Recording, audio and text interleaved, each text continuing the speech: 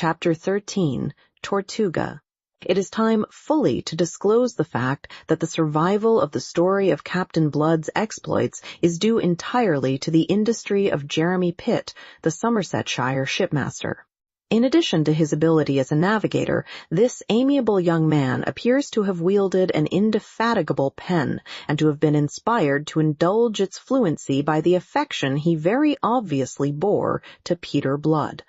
He kept the log of the 40-gun frigate Arabella, on which he served as master, or, as we should say today, navigating officer, as no log that I have seen was ever kept.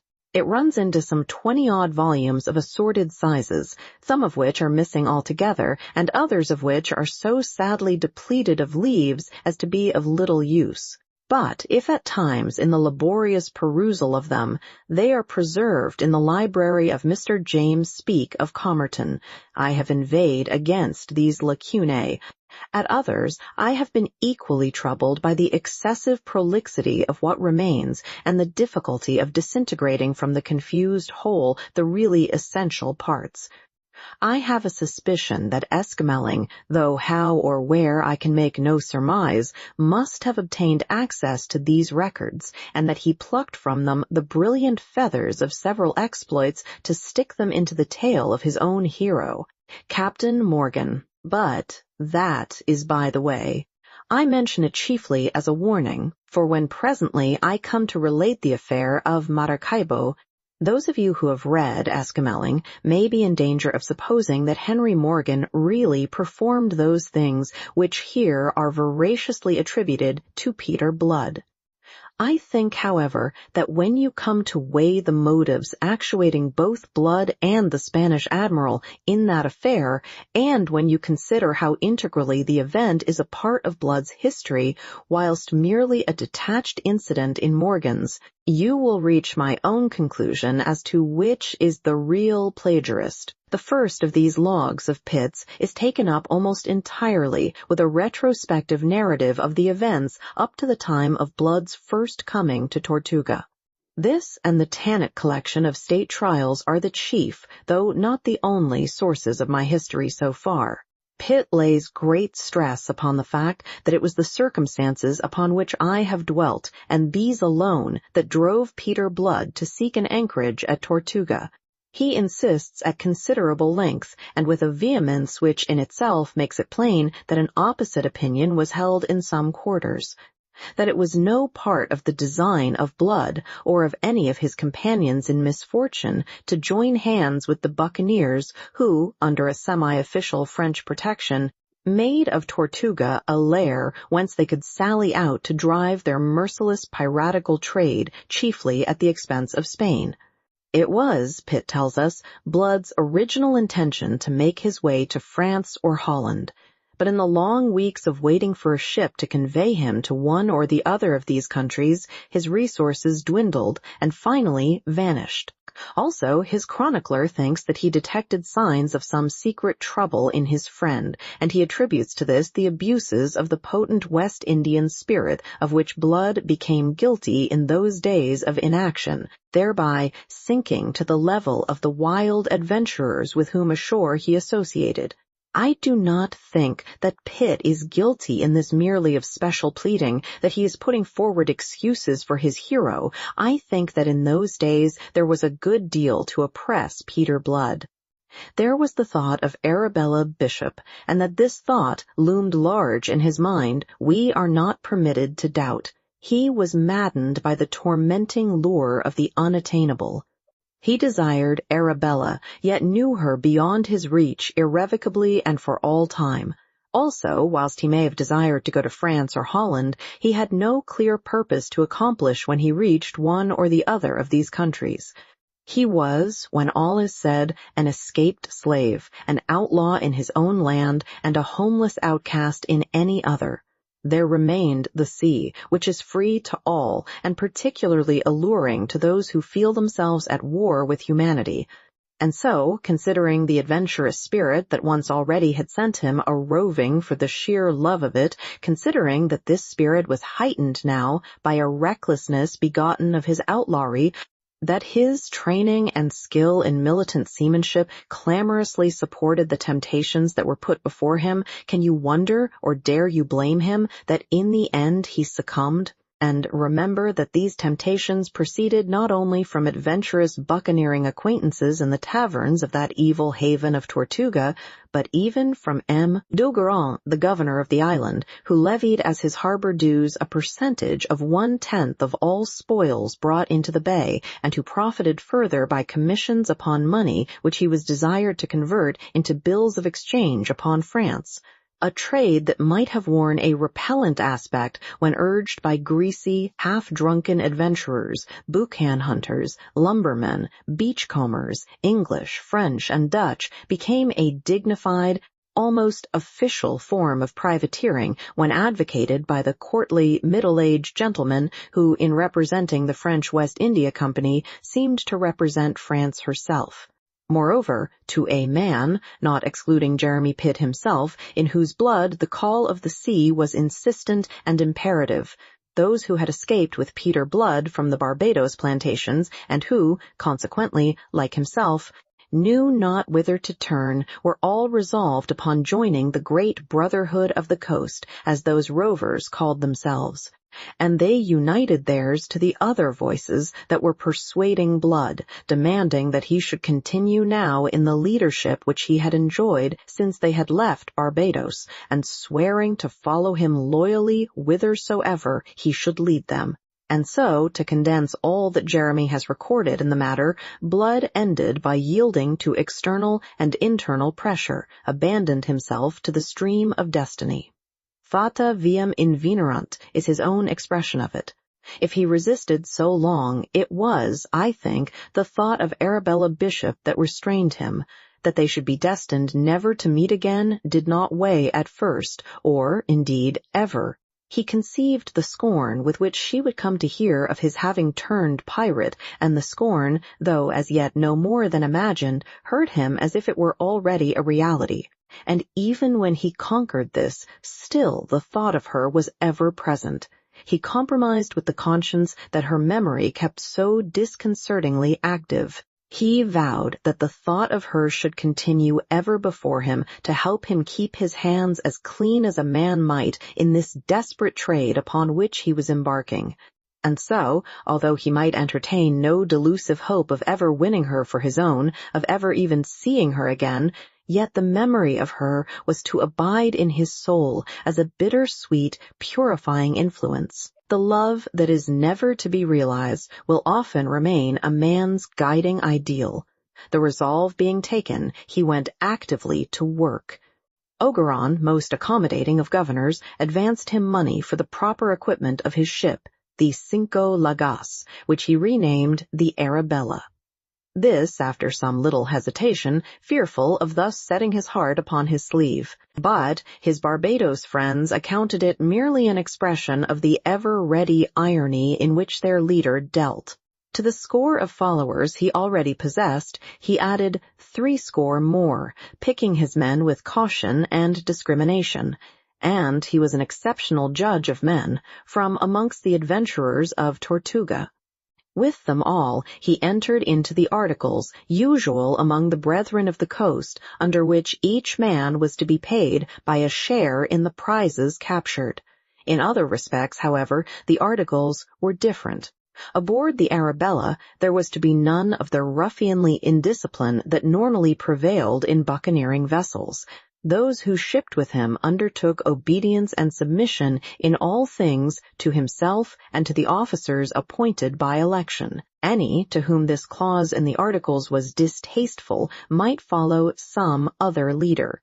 Towards the end of December, when the hurricane season had blown itself out, he put to sea in his well-found, well-manned ship, and before he returned in the following May from a protracted and adventurous cruise, the fame of Captain Peter Blood had run like ripples before the breeze across the face of the Caribbean Sea.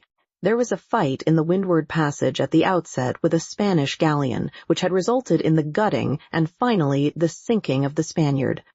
There was a daring raid effected by means of several appropriated piraguas upon a Spanish pearl fleet in the Rio de la Hacha, from which they had taken a particularly rich haul of pearls. There was an overland expedition to the goldfields of Santa Maria on the Main, the full tale of which is hardly credible, and there were lesser adventures through all of which the crew of the Arabella came with credit and profit, if not entirely unscathed. And so it happened that before the Arabella came homing to Tortuga in the following May to refit and repair, for she was not without scars, as you conceive, the fame of her and of Peter Blood, her captain, had swept from the Bahamas to the Windward Isles, from New Providence to Trinidad. An echo of it had reached Europe, and at the court of St. James's angry representations were made by the ambassador of Spain, to whom it was answered that it must not be supposed that this Captain Blood held any commission from the King of England, that he was, in fact, a proscribed rebel, an escaped slave, and that any measures against him by his Catholic Majesty would receive the cordial approbation of King James II.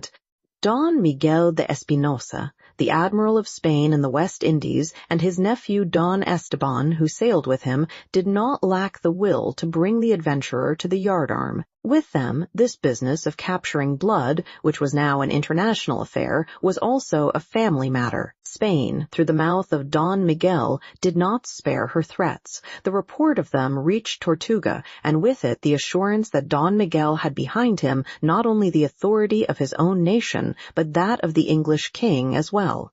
It was a brutum fulmen that inspired no terrors in Captain Blood, nor was he likely, on account of it, to allow himself to run to rust in the security of Tortuga. For what he had suffered at the hands of man he had chosen to make Spain the scapegoat. Thus he accounted that he served a twofold purpose. He took compensation and at the same time served, not indeed the Stuart king, whom he despised, but England and, for that matter, all the rest of civilized mankind, which cruel, treacherous, greedy, bigoted Castile sought to exclude from intercourse with the New World. One day, as he sat with Hagthorpe and Wolverstone over a pipe and a bottle of rum in the stifling reek of tar and stale tobacco of a waterside tavern, he was accosted by a splendid ruffian in a gold-laced coat of dark blue satin with a crimson sash, a foot wide, about the waist. "C'est vous qu'on appelle le sang?" the fellow hailed him. Captain Blood looked up to consider the questioner before replying. The man was tall and built on lines of agile strength, with a swarthy, aquiline face that was brutally handsome. A diamond of great price flamed on the indifferently clean hand resting on the pommel of his long rapier, and there were gold rings in his ears, half concealed by long ringlets of oily chestnut hair. Captain Blood took the pipe stem from between his lips. "My name," he said, "is Peter Blood. The Spaniards know me for Don Pedro Sangre, and a Frenchman may call me Le Sang if he pleases." "Good," said the gaudy adventurer in English, and without further invitation he drew up a stool and sat down at that greasy table. "My name," he informed the three men, two of whom at least were eyeing him askance, "it is Levasseur. You may have heard of me." They had, indeed. He commanded a privateer of 20 guns that had dropped anchor in the bay a week ago, manned by a crew mainly composed of French boucan hunters from northern Hispaniola, men who had good cause to hate the Spaniard with an intensity exceeding that of the English. Levasseur had brought them back to Tortuga from an indifferently successful cruise. It would need more, however, than lack of success to abate the fellow's monstrous vanity. A roaring, quarrelsome, hard-drinking, hard-gaming scoundrel, his reputation as a buccaneer stood high among the wild brethren of the coast. He enjoyed also a reputation of another sort. There was about his gaudy, swaggering raffishness something that the women found singularly alluring. That he should boast openly of his bonds fortunes did not seem strange to Captain Blood. What he might have found strange was that there appeared to be some measure of justification for these boasts. It was current gossip that even Mademoiselle d'Ogeron, the governor's daughter, had been caught in the snare of his wild attractiveness, and that Levasseur had gone the length of audacity of asking her hand in marriage of her father. M. d'Ogeron had made him the only possible answer. He had shown him the door. Levasseur had departed in a rage, swearing that he would make Mademoiselle his wife in the teeth of all the fathers in Christendom, and that M. d'Ogeron should bitterly rue the affront he had put upon him. This was the man who now thrust himself upon Captain Blood with a proposal of association, offering him not only his sword, but his ship and the men who sailed in her. A dozen years ago, as a lad of barely 20, Levasseur had sailed with that monster of cruelty, l'Olonnais, and his own subsequent exploits bore witness and did credit to the school in which he had been reared. I doubt if in his day there was a greater scoundrel among the brethren of the coast than this Levasseur. And yet, repulsive though he found him, Captain Blood could not deny that the fellow's proposals displayed boldness, imagination, and resource, and he was forced to admit that jointly they could undertake operations of a greater magnitude than was possible singly to either of them. The climax of Levasseur's project was to be a raid upon the wealthy mainland city of Maracaibo, but for this, he admitted, 600 men at the very least would be required, and 600 men were not to be conveyed in the 2 bottoms they now commanded. Preliminary cruises must take place, having for one of their objects the capture of further ships.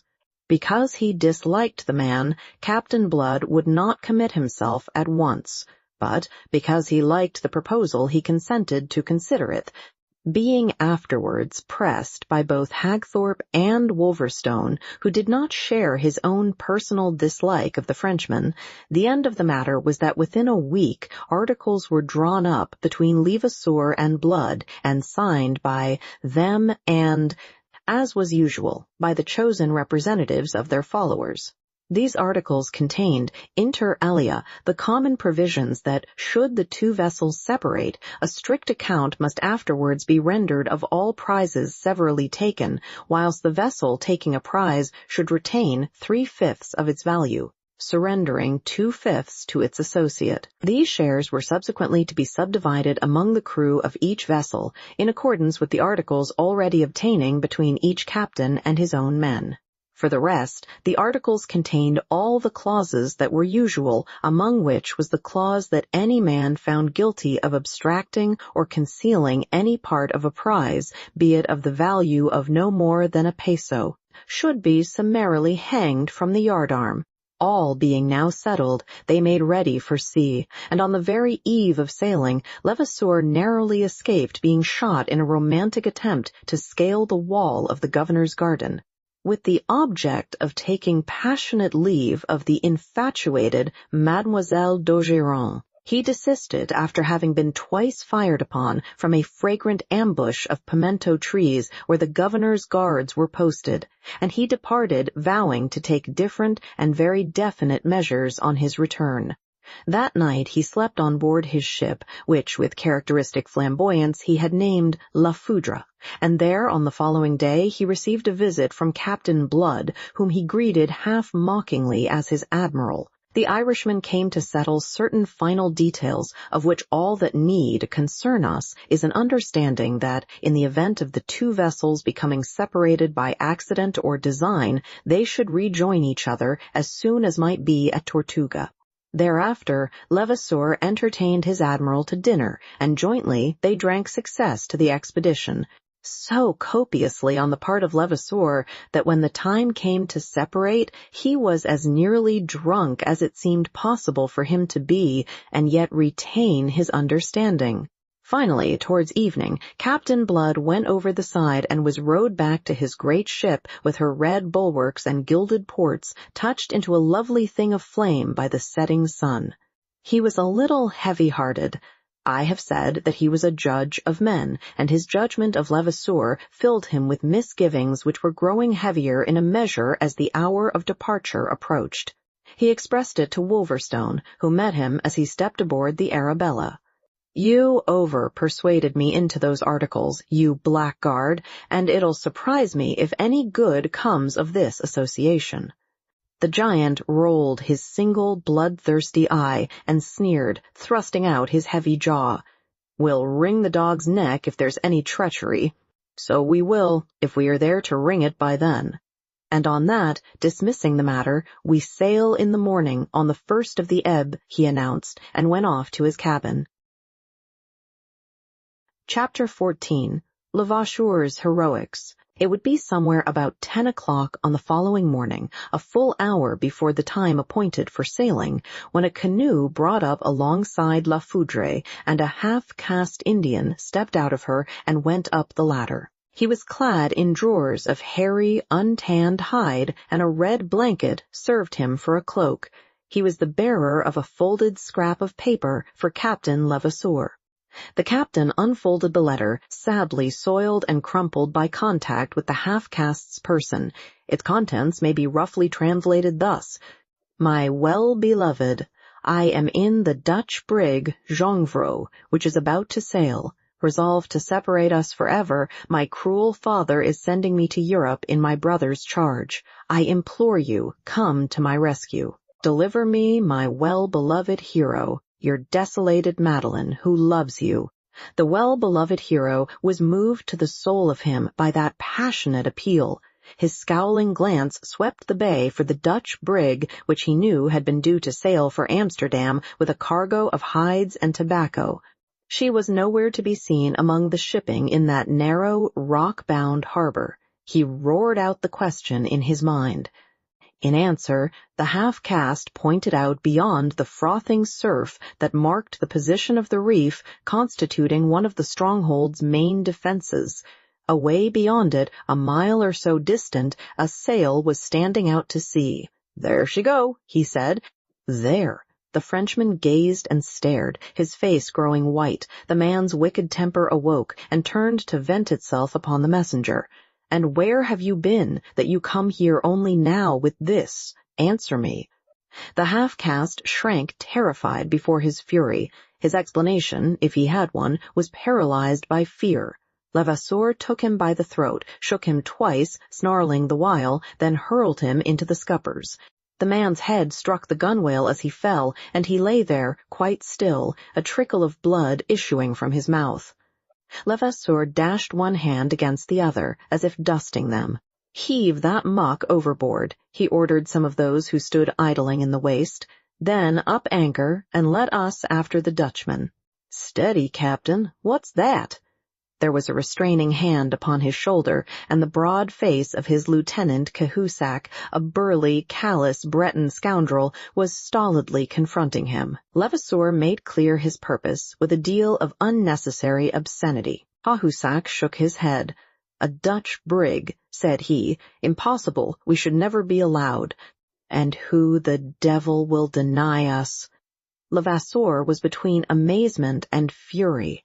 For one thing, there's your own, crew will be none too willing. For another, there's Captain Blood. I care nothing for Captain Blood, but it is necessary that you should. He has the power, the weight of metal and of men, and if I know him at all, he'll sink us before he'll suffer interference with the Dutch. He has his own views of privateering, this Captain Blood, as I warned you. "Ah," said Levasseur, showing his teeth, but his eyes, riveted upon that distant sail, were gloomily thoughtful. Not for long. The imagination and resource which Captain Blood had detected in the fellow soon suggested a course. Cursing in his soul, and even before the anchor was weighed, the association into which he had entered, he was already studying ways of evasion. What Cahusac implied was true. Blood would never suffer violence to be done in his presence to a Dutchman, but it might be done in his absence, and, being done, Blood must perforce condone it, since it would then be too late to protest. Within the hour, the Arabella and La Foudre were beating out to sea together. Without understanding the change of plan involved, Captain Blood, nevertheless, accepted it, and weighed anchor before the appointed time upon perceiving his associate to do so. All day the Dutch brig was in sight, though by evening she had dwindled to the merest speck on the northern horizon. The course prescribed for Blood and Levasseur lay eastward along the northern shores of Hispaniola. To that course the Arabella continued to hold steadily throughout the night.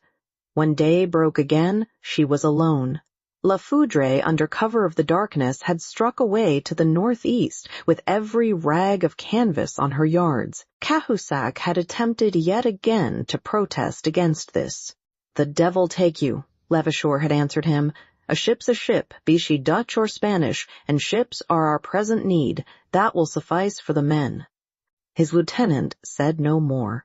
But from his glimpse of the letter, knowing that a girl and not a ship was his captain's real objective, he gloomily shook his head as he rolled away on his bowed legs to give the necessary orders.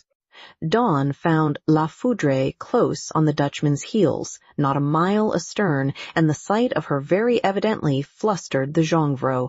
No doubt Mademoiselle's brother, recognizing Levasseur's ship, would be responsible for the Dutch uneasiness. They saw the jongleur crowding canvas in a futile endeavor to outsail them, whereupon they stood off to starboard and raced on until they were in a position whence they could send a warning shot across her bow.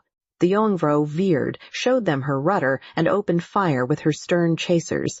The small shot went whistling through La Foudre's shrouds with some slight damage to her canvas. Followed a brief running fight, in the course of which the Dutchman let fly a broadside. 5 minutes after that, they were board and board, the jongleur held tight in the clutches of La Foudre's grapnels, and the buccaneers pouring noisily into her waist. The Dutchman's master, purple in the face, stood forward to beard the pirate, followed closely by an elegant, pale-faced young gentleman in whom Levasseur recognized his brother-in-law-elect. "Captain Levasseur, this is an outrage for which you shall be made to answer. What do you seek aboard my ship?" "At first I sought only that which belongs to me, something of which I am being robbed. But since you chose war and opened fire on me with some damage to my ship and loss of life to 5 of my men, why, war it is, and your ship a prize of war." From the quarter-rail, Mademoiselle d'Ogeron looked down with glowing eyes in breathless wonder upon her well-beloved hero. Gloriously heroic he seemed as he stood towering there, masterful, audacious, beautiful. He saw her, and with a glad shout sprang towards her. The Dutch master got in his way with hands upheld to arrest his progress. Levasseur did not stay to argue with him. He was too impatient to reach his mistress. He swung the poleaxe that he carried, and the Dutchman went down in blood with a cloven skull. The eager lover stepped across the body and came on, his countenance joyously alight. But Mademoiselle was shrinking now, in horror. She was a girl upon the threshold of glorious womanhood, of a fine height and nobly molded, with heavy coils of glossy black hair above and about a face that was of the color of old ivory. Her countenance was cast in lines of arrogance, stressed by the low lids of her full dark eyes. In a bound her well-beloved was beside her, flinging away his bloody poleaxe. He opened wide his arms to enfold her. But she still shrank even within his embrace, which would not be denied. A look of dread had come to temper the normal arrogance of her almost perfect face. "Mine, mine at last, and in spite of all," he cried exultantly, theatrically, truly heroic. But she, endeavoring to thrust him back, her hands against his breast, could only falter. Why did you kill him?" He laughed, as a hero should, and answered her heroically, with the tolerance of a god for the mortal to whom he condescends. "He stood between us. Let his death be a symbol, a warning. Let all who would stand between us mark it and beware." It was so splendidly terrific, the gesture of it was so broad and fine, and his magnetism so compelling, that she cast her silly tremors and yielded herself freely, intoxicated, to his fond embrace. Thereafter he swung her to his shoulder, and stepping with ease beneath that burden, bore her in a sort of triumph, lustily cheered by his men, to the deck of his own ship. Her inconsiderate brother might have ruined that romantic scene, but for the watchful Cahusac, who quietly tripped him up and then trussed him like a fowl. Thereafter, what time the captain languished in his lady's smile within the cabin, Cahusac was dealing with the spoils of war. The Dutch crew was ordered into the longboat and bidden go to the devil. Fortunately, as they numbered fewer than 30, the longboat, though perilously overcrowded, could yet contain them. Next, Cahusac, having inspected the cargo, put a quartermaster and a score of men aboard the Jongleur and left her to follow La Foudre, which he now headed south for the Leeward Islands. Cahusac was disposed to be ill-humored. The risk they had run in taking the Dutch brig and doing violence to members of the family of the governor of Tortuga was out of all proportion to the value of their prize. He said so, sullenly, to Levasseur. "You'll keep that opinion to yourself," the captain answered him. "Don't think I am the man to thrust my neck into a noose without knowing how I am going to take it out again. I shall send an offer of terms to the governor of Tortuga that he will be forced to accept. Set a course for the Virgen Maigre. We'll go ashore and settle things from there, and tell them to fetch that milksop Ogeron to the cabin." Levasseur went back to the adoring lady. Thither, too, the lady's brother was presently conducted. The captain rose to receive him, bending his stalwart height to avoid striking the cabin roof with his head. Mademoiselle rose too. "Why this?" she asked Levasseur, pointing to her brother's pinioned wrists, the remains of Cahusac's precautions. "I deplore it," said he. "I desire it to end. Let M. d'Ogeron give me his parole." "I give you nothing," flashed the white-faced youth, who did not lack for spirit. "You see." Levasseur shrugged his deep regret, and Mademoiselle turned protesting to her brother. "Henri, this is foolish. You are not behaving as my friend. You—" "Little fool," her brother answered her, and the little was out of place. She was the taller of the twain. "Little fool, do you think I should be acting as your friend to make terms with this blackguard pirate?" "Steady, my young cockerel," Levasseur laughed, but his laugh was not nice. "Don't you perceive your wicked folly in the harm it has brought already? Lives have been lost, men have died, that this monster might overtake you. And don't you yet realize where you stand, in the power of this beast, of this cur born in a kennel and bred in thieving and murder?" He might have said more, but that Levasseur struck him across the mouth. Levasseur, you see, cared as little as another to hear the truth about himself. Mademoiselle suppressed a scream as the youth staggered back under the blow. He came to rest against a bulkhead and leaned there with bleeding lips. But his spirit was unquenched, and there was a ghastly smile on his white face as his eyes sought his sister's. "You see," he said simply, "he strikes a man whose hands are bound." The simple words, and, more than the words, their tone of ineffable disdain, aroused the passion that never slumbered deeply in Levasseur. "And what should you do, puppy, if your hands were unbound?" He took his prisoner by the breast of his doublet and shook him. "Answer me, what should you do? Pshaw, you empty windbag, you—" And then came a torrent of words unknown to Mademoiselle, yet of whose foulness her intuitions made her conscious. With blanched cheeks, she stood by the cabin table and cried out to Levasseur to stop. To obey her, he opened the door and flung her brother through it. "Put that rubbish under hatches until I call for it again," he roared, and shut the door. Composing himself, he turned to the girl again with a deprecatory smile.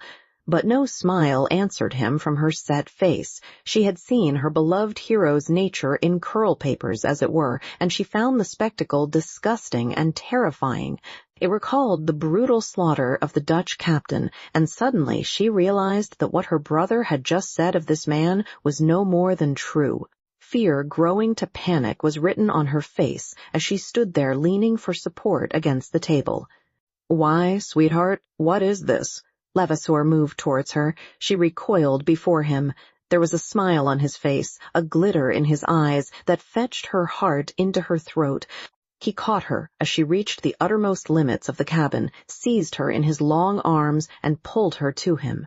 "No, no," she panted. "Yes, yes," he mocked her, and his mockery was the most terrible thing of all. He crushed her to him brutally, deliberately hurtful, because she resisted, and kissed her whilst she writhed in his embrace.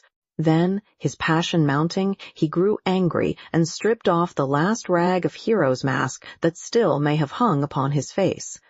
"Little fool, did you not hear your brother say that you are in my power? Remember it, and remember that of your own free will you came. I am not the man with whom a woman can play fast and loose, so get sense, my girl, and accept what you have invited." He kissed her again, almost contemptuously, and flung her off. "No more scowls," he said. "You'll be sorry else." Someone knocked. Cursing the interruption, Levasseur strode off to open. Cahusac stood before him. The Breton's face was grave. He came to report that they had sprung a leak between wind and water, the consequence of damage sustained from one of the Dutchman's shots. In alarm, Levasseur went off with him.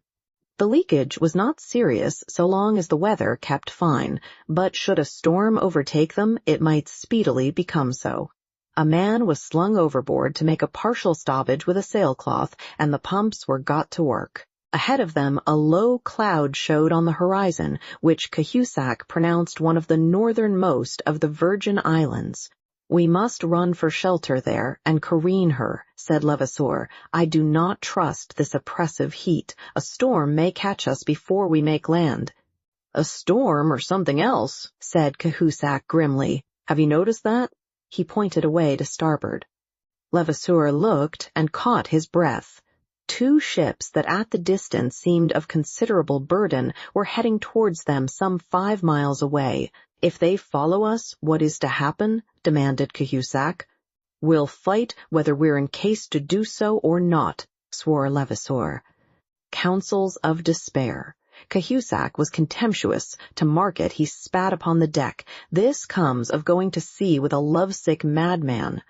"Now keep your temper, Captain, for the hands will be at the end of theirs if we have trouble as a result of this Dutchman business."